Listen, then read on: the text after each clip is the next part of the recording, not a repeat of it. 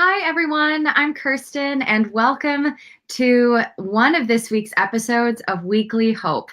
I am so glad that you're joining us today, whether you're new and you're joining us for the first time or you're joining us again and you're a regular viewer. We are so glad that you're here. Like I said, my name's Kirsten. I'm excited to host this show, and this is my unofficial, almost asleep co-host, Elsa. With me. This is my little love and one of my best friends in the world, and she always sits on my lap throughout the show. So I always bring her on to welcome all of you to this very special broadcast. So if you're new here, I'll tell you a little bit about what we do and what this show is all about. So Weekly Hope started in about June of this year, maybe the end of May. And what we do is we come on Facebook Live every week and we try to bring experts, clinicians, professionals, advocates, people with their own recovery stories, just people from all across the spectrum of the mental health and eating disorder field. And we talk about a specific topic. And we like to make sure that we give you the opportunity to ask questions, to listen, but to most importantly be engaged, to comment, to share your own story, and of course to ask questions to these experts who we are so honored to have here. We've had some really incredible guests, and like I said, we are just blown away with honor to have them here. So really that's for you, so that you guys have the opportunity to ask questions and to get stuff off of your chest, and to use this as a time to really gather resources and hopefully be inspired and glean some hope from this. That's why we call it Weekly Hope. That's why we call what we do Eating Disorder Hope, because it's all about fostering a positive and optimistic environment, and one where we can cultivate a sense of hope, because eating disorder recovery is hard. It's not easy. It can be a long journey, but when we come together and we realize we're not alone and we educate ourselves, it can really help empower us to continue to persevere on this journey. So that's a little bit about what we do here. If you are joining us, whether you're new or you're coming back again, please let us know in the comments that you're here. Say hello, tell us your name, tell us where you're signing in from. We're so excited that we get people that watch the show from all over the world. Last week, actually, we had viewers tuning in and engaging from Nepal and India. So it's really amazing that these issues cross no borders, whether they're cultural or religious or racial, doesn't matter. These issues cross cultures, and everyone can glean something from it. So wherever you're signing in from the world, let us know. And we've got Deborah saying hello. We've got Sonia, who I know is here in Germany, saying hello. So just really important that we hear from you, because we love you and we want to serve you. So let us know that you're here. So without any further ado, I'm going to introduce our guest and our topic for this week. So I am so excited. And just before I bring him on screen, I just want to say, I love all of our guests, and many of them I've had the privilege of knowing or meeting before we bring them on the show. But I have a very special place in my heart for our next guest, and we haven't seen each other in a while, which is super a bummer to me. But we are welcoming Dr. Michael Berrett to the show. And this man is just super cool. And I will tell you, there's lots of experts out there in the world on their various subjects who've written tons of books and have a lot of letters behind their name and are full of accomplishments. But this man not only has that, but he's also just one of the most downright humble and kind and authentic and just real people in the eating disorder treatment field that I have ever personally met in this field. So I'm super excited to have him on. I wish I saw him more, but I'm really glad that he agreed to do this show, and I can't wait for him to share his wisdom with you. So, we've got lots of hellos. We've got Jennifer Louise from Scotland. Hello. We've got Denise who's signing in again. Hi, Denise. Shelley says, Dr. B is the best. Yes, we know. And we have Tom Kolker, also from Germany, who's saying hello. Hey, Tom. So, all right, without further ado, here's our guest, Dr. Berrett. He is the CEO and co-founder of Center for Change, which is located in Utah on an absolutely gorgeous, stunning campus. And I know he gets around traveling quite a lot, speaking at conferences and such, but Center for Change is located there in Utah. And I'm pretty sure that's where you're joining us from today, right, Dr. Berrett? That's right. Yeah, wonderful. Thank you for having me. Oh my gosh, thank you so much. I really appreciate it. And now, what time is it for you there? It's morning for you, right? It's a little after 10. Okay, wonderful. 10 o'clock in the morning, yeah.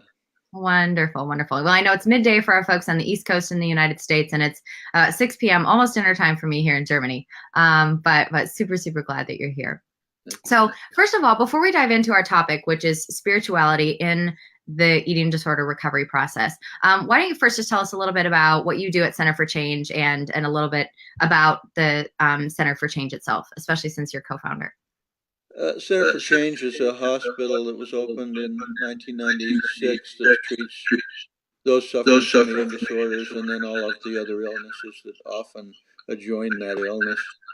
And so that's what we do. We love our work, and we love seeing people get well, and we love supporting people as they do their hard journey. Yeah, absolutely. And how long has Center Change? When did you start the program? We actually started as a small private practice about 30 years ago, and then we opened our hospital 22 years ago. Amazing. Wow. Congratulations. That's incredible. Thank you. It's been Yeah, really, really incredible. Okay, so one of the reasons I wanted to have you on to talk about this topic is because you really are one of the experts in the field in talking about and discussing the sometimes tender discussion about spirituality in recovery from an eating disorder, but of course, all the other mental health issues that often encompass eating disorders, which include co-occurring disorders. So and I just want to let everyone know that when we have discussions about spirituality, it can be a very, very sensitive topic for people.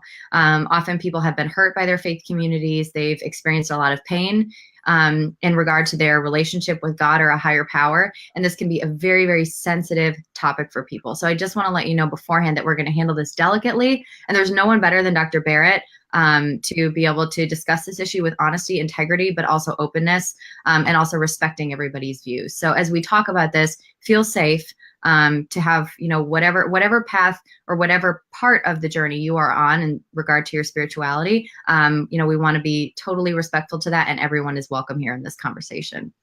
So Dr. Berrett, how did you become the expert on spirituality and eating disorder recovery to begin with? Because you really are. Thank you. I honestly don't consider myself to be the expert. However, I appreciate the kind thought. I claim to be someone who cares about this deeply. It's been an ignored topic in psychotherapy, and psychotherapy has divorced itself from spirituality for way too long. When me and my friends opened our center, we decided we wanted spirituality to be a part of treatment. We want it to be uh, a place where everybody of any belief or framework could feel safe and comfortable, opposite of what's happening in the world where people are rejected and murdered and killed and because of their spiritual beliefs or lack of spiritual beliefs that people think they should have. So we just wanted to create a safe place for that. I'm in recovery myself from drug and alcohol addiction. Spirituality was a incredibly important part of me for my personal journey. I learned firsthand from experience that that was an important part of recovery for me. And then my patients have just taught me over the years that it's important to them.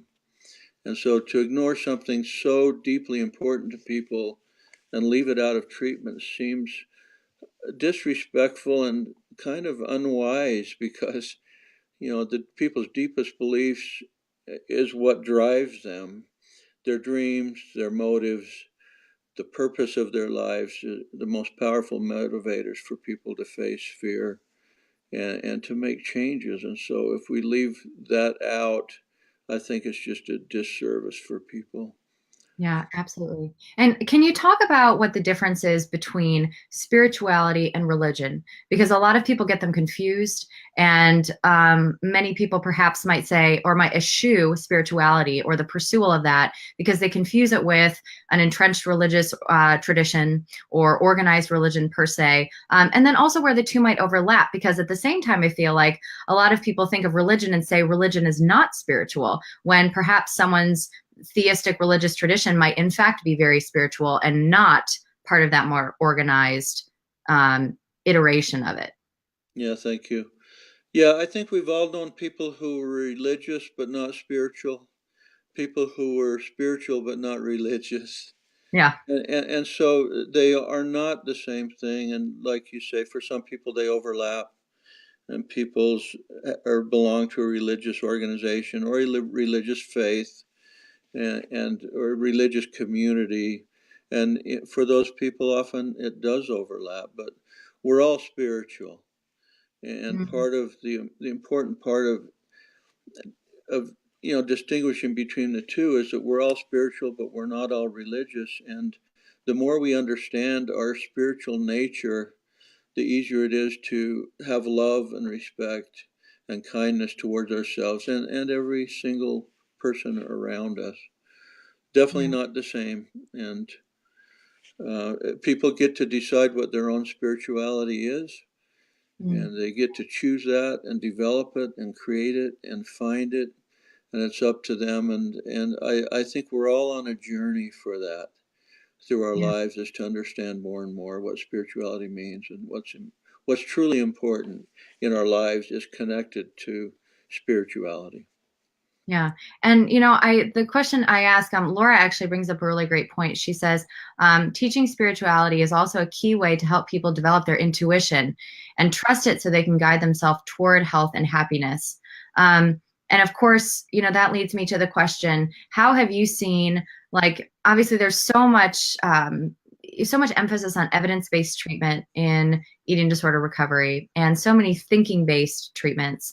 But now we're seeing more of the inclusion of things like movement and yoga and movement therapy, dance therapy, equine therapy, so many other things which maybe are not so like just CBT or DBT, right?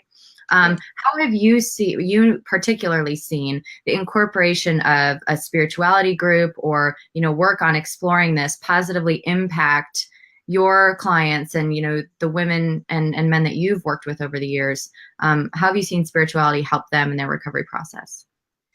Well, I, like other professionals in the field, honor and utilize evidence-based treatments, and Of course. some of those are talk therapies, and they're incredibly important. But they're just not enough, in my opinion. And you talked a little bit about experiential therapies, where people have there's more focus on doing rather than talking, and being active and having movement, which brings up emotion, which lets people connect with that and then utilize that towards recovery. And so it's not an either or process. And what I advocate is adding other pieces in, because people have different pathways to recovery, and if we give them an array of opportunities, they will utilize what helps them the most in their own personal path to recovery. Yeah, absolutely. So okay, let's dig deep in here. What do you say to someone who says spirituality is weakness? It's not for me. I'm focused on what's real, the here and now. I don't have time for that. That's just fluffy yoga, breathe in, breathe out kind of stuff that's just not for me and not important in my recovery process. Heck, I'm an atheist. That is not a part of my life.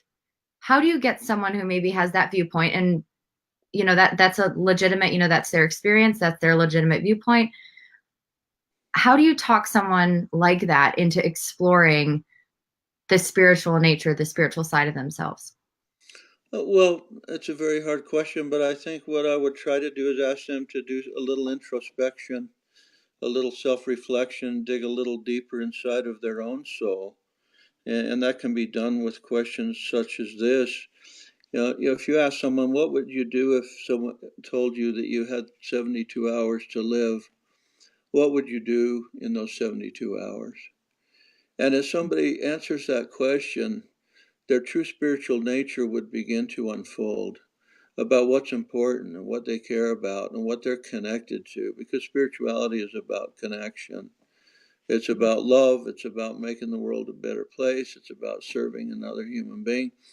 And the majority of people have a great deal of that. If we ask another question, like, if you had a chance to make one change in the world, what would you do?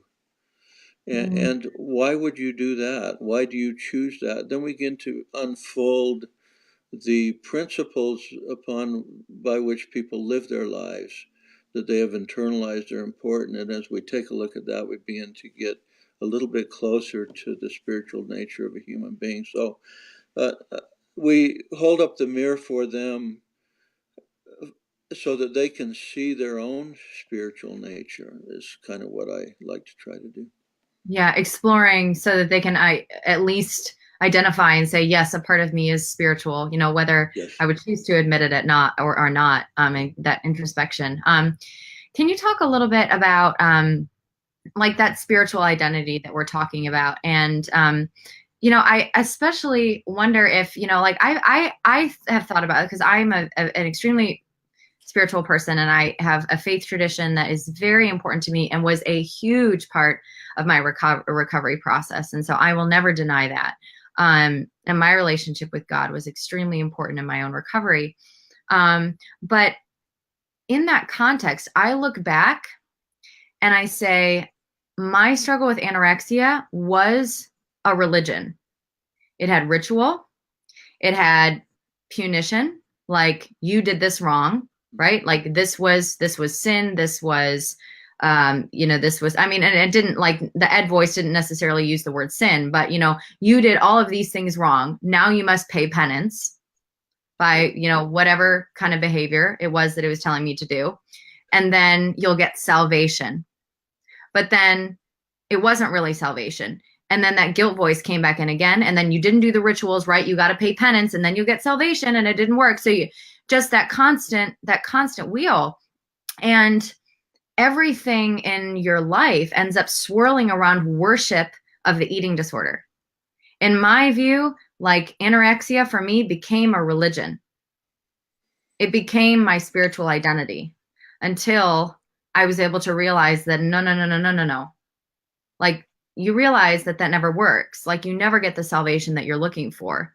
And your spiritual identity is outside of and other than the eating disorder. Like, right. Is this all really about, like, what are we worshiping? Are we worshiping the eating disorder, or are we finding our spiritual identity in something else, in something greater? I think that's a great question. Well, first of all, nobody has the intention of having an eating disorder, and yeah. Nobody would have the intent to worship an illness, or to cease connecting with or worshiping whatever their source of spirituality is. But to me, it's the nature of the beast, it's the nature of the illness, it's just kind of how it develops, is that we become more connected to the illness as our source of everything. Security, comfort, connection. And so the process of illness is becoming connected to it. And as we connect more to this, we become less connected with everything that matters the most to us. People that we love, we become disconnected from us, our dreams, our purpose, and our spirituality. And so it's just the process of illness, truly.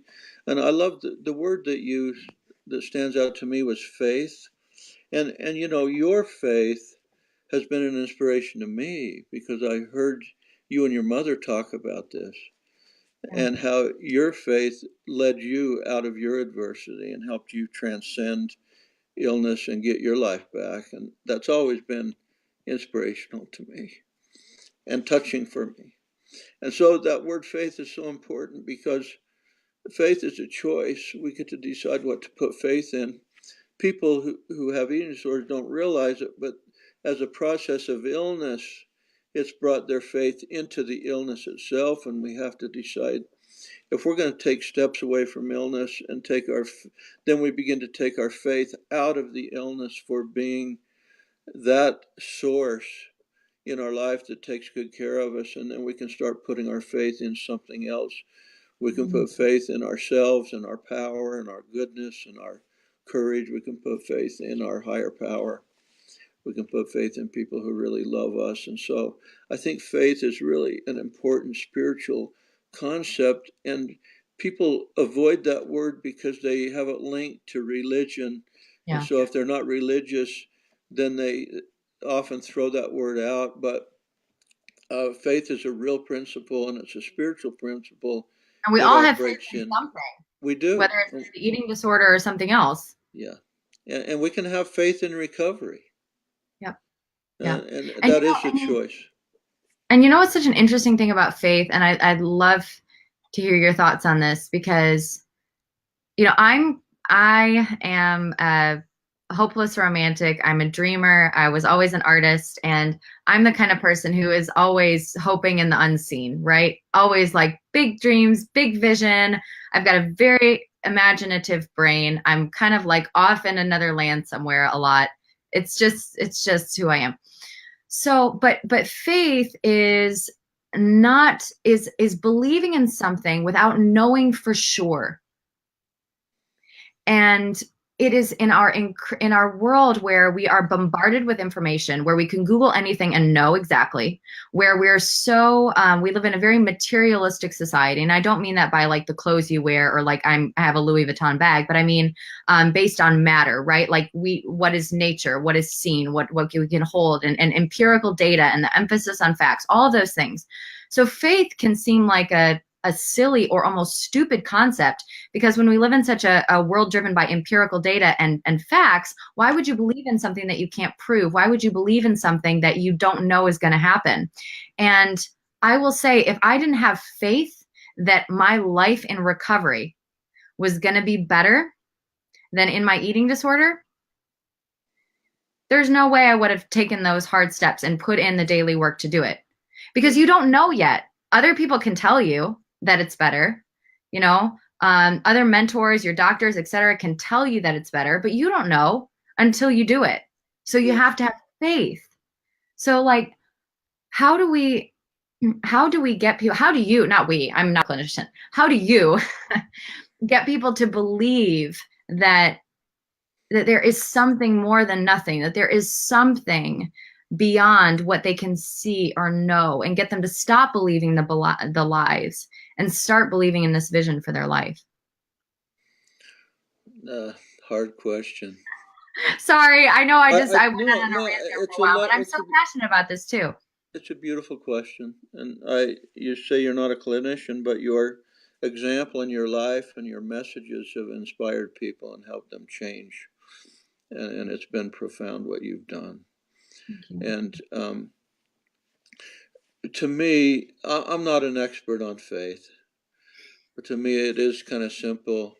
You choose to believe in good things, and you choose to take little steps according to those beliefs. And whether it's I love someone and maybe they'll be able to receive it, or maybe they'll notice it, or maybe somebody will love me too. And so we come out of our cave and we start living our life according to that. And to have more faith and to increase our faith means that we're going to take little steps, and we're going to face our fear. We're going to do the uncomfortable. We're going to get very vulnerable. We're going to put ourselves out there. And we can do it in all of these little tiny ways. And the other thing is that rather than putting faith as a bar that we need to jump over or raise the bar and become more faithful, which is one reason why people have a hard time with organized religious faith sometimes, because they walk away going, well, someday maybe I could have faith, not seeing that they have all kinds of faith. And, if you choose to live another day, you have an incredible faith. If you choose to walk into treatment, you have amazing faith. So this isn't something that we need that we don't have. This is something we need to recognize. We have all kinds of faith, and notice it and honor it and pay attention to it and write it down, and then continue to build on this. And this is part of the understanding of one's spirituality, is not creating a bar for us to jump up to or a ladder to climb. It's really being willing to look inside enough and notice our goodness and tell the truth about that, and become our own mirror so we can see ourselves the way we really are. And that's the biggest part of all of these aspirational principles to live by, is to notice we already have it, and we can strengthen it, we can bolster it, we can make it a bigger part of our lives, but it's already there in all of us. Yeah, I love that. And I put up on the screen here, little steps, be vulnerable. And, you were giving like very practical, small ways that someone can start to examine what their faith is in, how spiritual, what kind of spiritual identity they might have. And I love how you said little steps, because it doesn't have to be like this huge, oh, I'm going to become a person who does yoga every single day and talks to the birds and, or reads my spiritual scripture, whatever that may be, every single day. It doesn't have to be this massive transformation all at once. It can just be very, very tiny little steps, right? Right. Yeah. So I want to ask you a question. Oh, wait, first we've got Arlene. I just want to bring this in. Arlene says, I was in prayer time with God calling out for help, and here I am for the first time. Awesome, Arlene. We're so glad you're here. Way to go. Super awesome. Thank you, Arlene. And Keisha says, hello from London. I just so happened to catch this. Hello, Keisha. I'm so glad that you're with us. Thank you so much for joining us. And of course, we've got Amelia, who says, Dr. B is the best. I miss his group. Thank you. Thanks for the kind encouragement. That's awesome. Appreciate that. So I want to get your thoughts on this question, because I know I've heard so many personal stories of people that struggle with this. How would you advise someone, if someone is listening right now and perhaps they came from a faith tradition which was very strict, and through the process of eating disorder recovery, they've discovered a new form of their spiritual life, right? They've discovered something that looks different maybe from their parents' tradition or what they were raised in. And yet that community is such a strong part of their life. How do they go back to that environment and to those people who maybe form such a strong community and yet say, I don't believe all of that, or that's not the iteration. I believe in a more graceful vision of what you're saying. And to separate from that faith community, which was perhaps so formative in their life. How would you advise someone who's maybe going back into a spiritual arena that's more toxic than what they've learned in the recovery process? Wow. Sorry, I just know this is such a hard issue, and people I know deal with it all the time. I've dealt with it personally. So, I mean, what do you do? Well, first of all, congratulations, and you have my respect for being congruent and telling the truth and being real and honoring your own spirituality. That's the most important piece. It's not about what people want us to believe in or what they believe in. It's about what we believe in, and then having the courage to honor that, to tell the truth about it, and make a gentle, kind, respectful stand in that place. And that's what really truly counts. And so that's the first and most important thing, is being honest with ourselves about where we are. And all of the evidence shows that it isn't about involvement in religious faith that we haven't internalized. It's internalization of spiritual principles, which helps people find happiness and also to deal with adversity and transcend illness. And so it's not going through the motions for someone else's sake. It has to come down to what do you believe, and that's what's important. I think just like it would be nice if we could have this in the world, I guess we could start with family and friends, and that is to find the commonalities, to be able to say, I believe in this, but I don't believe in this, or I believe in this, but I don't know about this, and I'm still trying to figure this out, and to not have to have it all figured out. And I enjoy the idea of having people stick with what they do know, because a lot of people spend their whole spiritual / or religious life ruminating about what they don't know, they don't understand, they're confused about, they don't like. Yeah, and they spend all of their time there. But if we could just say, well, what do I know? What do I believe in? What do I know for sure spiritually? And what do I believe in that I don't know for sure yet, but it sure seems sweet to me? That's the place we start. It could be one thing. Whether it's I believe there's something out there bigger and smarter and more helpful than I know how to be, or I believe that I'm being watched over. I believe in transcendent experiences. I believe there's a God out there that loves me. Whatever that might be, I believe that nature is here for me. Whatever that is where we start, and that's the foundation stone. And if we'll honor what we do believe, even if it's two little principles, then and we live those and we use those to help us, all of the rest of the pieces will fall into place. But we have to put our attention on what is instead of what isn't. So there's my, I don't think I answered that question real well, but No, I love that's my thoughts. no. I love what you said about finding the commonalities, because there are so many virtues and principles and beliefs which people can't agree on. It's hard to find someone out there who says kindness isn't a great virtue or compassion is overrated. Right. You know? And I think sometimes you have, it's a toxic environment, or even not necessarily toxic, but just conflicted. Sometimes you have to say, let's not talk about this. I love you so much. I'd like to enjoy your company. Mhm. But to get, bogged down in controversial subjects about religious concepts, it's like talking about politics sometimes. If you want to start a good fight with someone that you love, just start talking about politics. And Yeah. it's because under political issues and under religion, oftentimes is the most core beliefs people have about what life's all about and what's important in life. And so that fuels their energy. And so it'd be nice if we could talk about the beliefs under all of that, the motives, the purpose, the reason why we have such impassioned views. But we don't get down to the underneath the purpose of it all. We get caught up in the method and the pathway, and then we can have fights about it. And sometimes if that happens, we just need to tell people, I'm not going there with you. I love you so much. We can't talk productively about this. So let's just enjoy each other's company. And I ask you to honor and respect my spirituality, and I'll do the same for you. Can we have an agreement about that?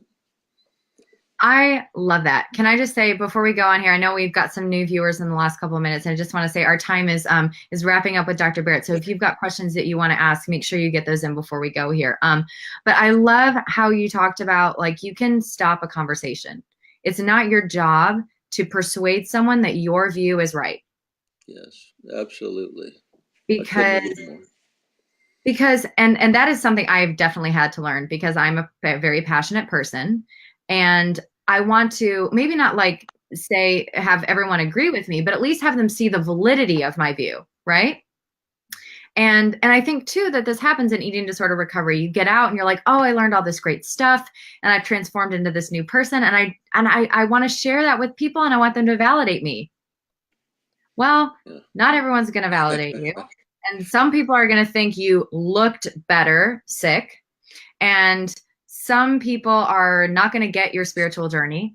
And there's just a whole bunch of people out there who aren't going to validate you. And sometimes I think we feel like, especially if we're passionate, that we have to convince other people to validate us. And I love what you said about the fact that, like, you can just say, I love you so much that I don't want to get into an argument with you. So let's stop this conversation right here. Like, that's a valid option. And you can say it in a nice way.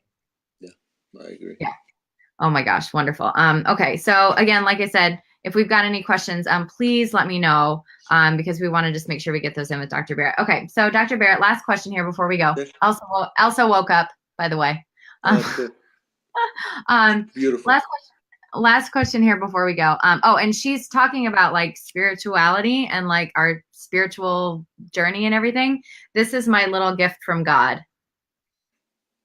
She is my little gift from God. Seriously, she brings so much joy to my life, and yeah, it's amazing. It's wonderful. Oh, we've got a question from Stephanie. How do I get involved in eating disorder recovery? Okay, Dr. Berrett, I know you can knock that one out of the park. How do I get involved in recovery? Let somebody know you're suffering and struggling. That's the first step. The person you trust the most, take a risk, be vulnerable, start telling a few people who you trust very highly that can help you. Don't forget to reach out to a professional and have them help you together make an assessment of how you're doing and what's going on and see if you need or could use professional help and what kind of help that might be. And read some good books and get a good education on what eating disorders are and what they do to your life and what some of those pathways out of illness are. I think You're getting involved in eating disorder recovery right this minute by being on this show with Kirsten and by asking that question. So I congratulate you for that. So nice job having a first step. Absolutely. Yeah, absolutely, Stephanie. Like, way to go, you, for having the bravery. And I just want to let you know that I put in the comments, at least I think I have,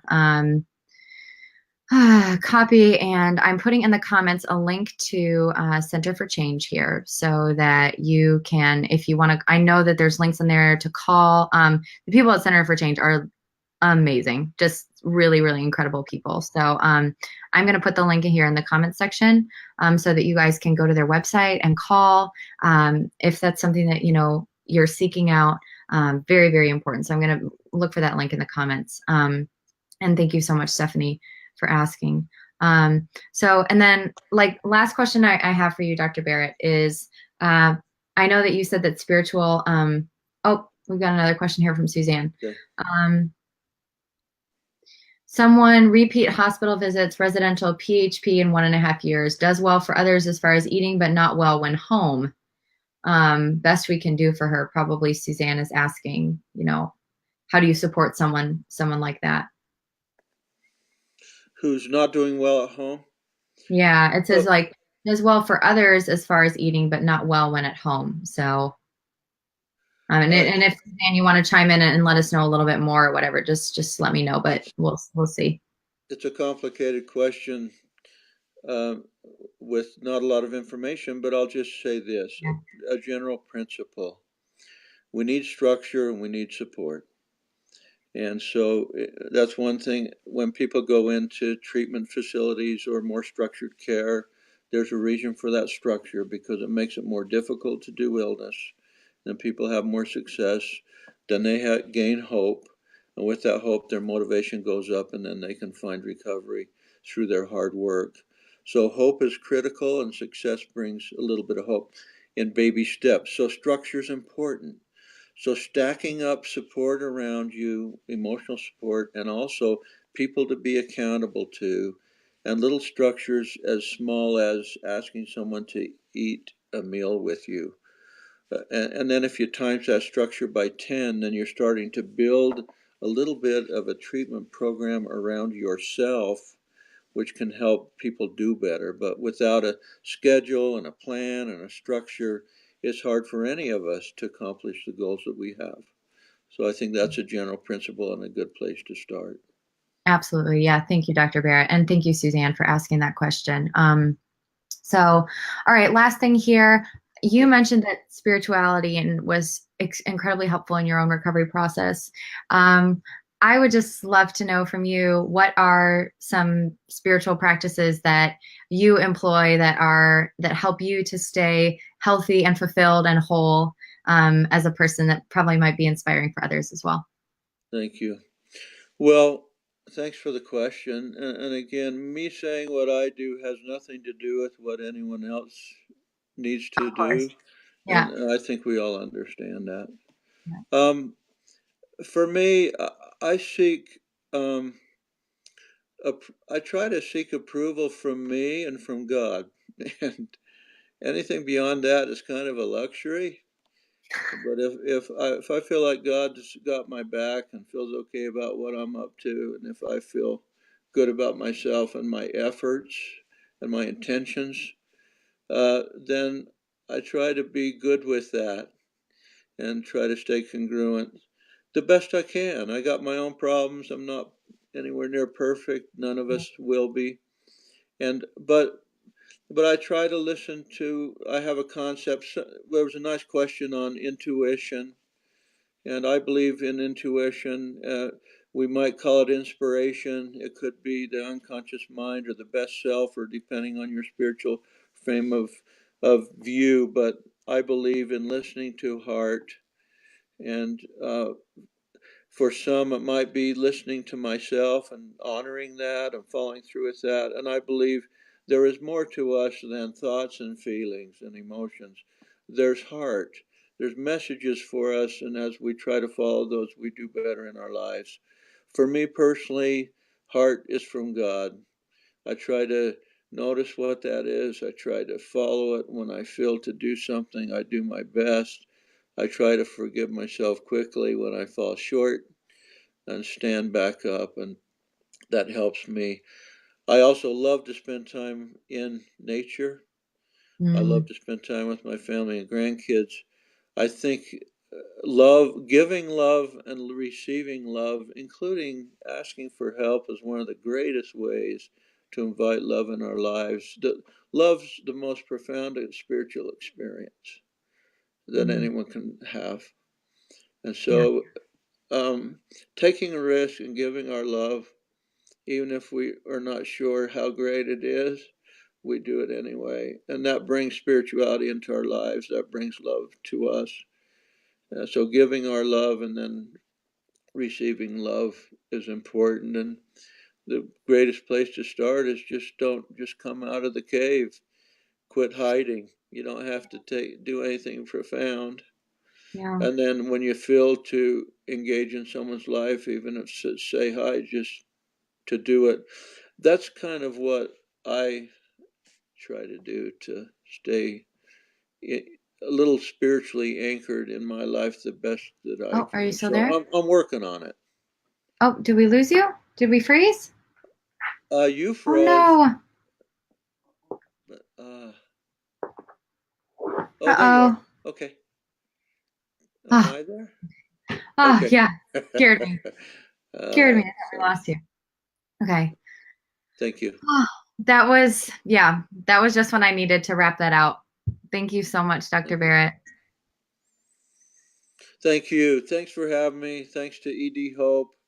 Great Yeah, things you all are doing, Kirsten. Thanks for your influence on the world and on absolutely. all of us and on me personally. I'm so grateful for Thank what you've done for me.